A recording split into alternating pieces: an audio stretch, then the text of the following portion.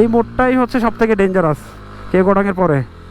ও মা, ভুল দিনে চলে আসলাম, কিচ্ছু করার নেই, পিছনের ভিউটা জাস্ট মারাত্মক মারাত্মক। ওহো, এক গিয়ার যখন দিলাম এখান থেকে গাড়ি এরকম উল্টি দেওয়ার মতো অবস্থা। আমাকে নুয়ে থাকতে হবে, আপনার নুয়ে না থাকলে গাড়ি হয়তো উল্টে দিতে পারে।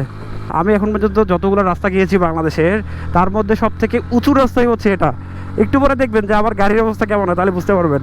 আমি এখন বর্তমানে সিঙ্গেল আছি, অর্থাৎ একা। আমার গাড়ি 2 গিয়ারে আছে, আর এখানে প্রায় 5000 RPM অলরেডি উঠে গিয়েছে। আমার গিয়ার একটু পরে 1 গিয়ারে হয়তো নিতে হবে। ওহো, কি ডাউনহিল ভাই!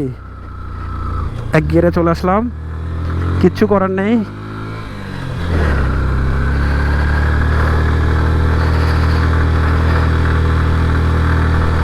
ওহো, মারাত্মক। এখানে এই পাহাড়টা হচ্ছে পুরো টোটালি কাটা পাহাড়, অর্থাৎ পাহাড় কেটে এই জায়গাটা বানানো হয়েছিল।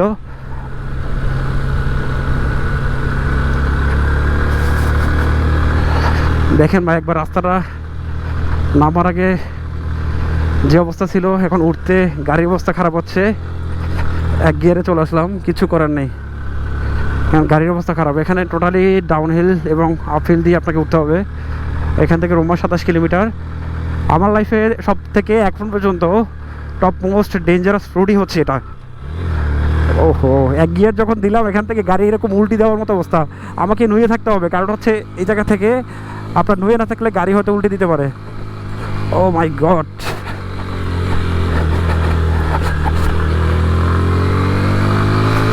এই মোড়টাই হচ্ছে সব থেকে ডেঞ্জারাস কেওড়াঙ্গের পরে।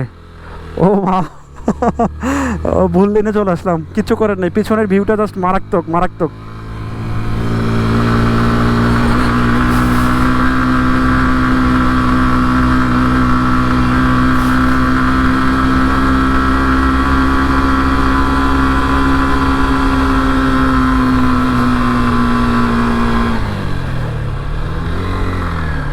আমাদের NS 250 এখন আসে নাই।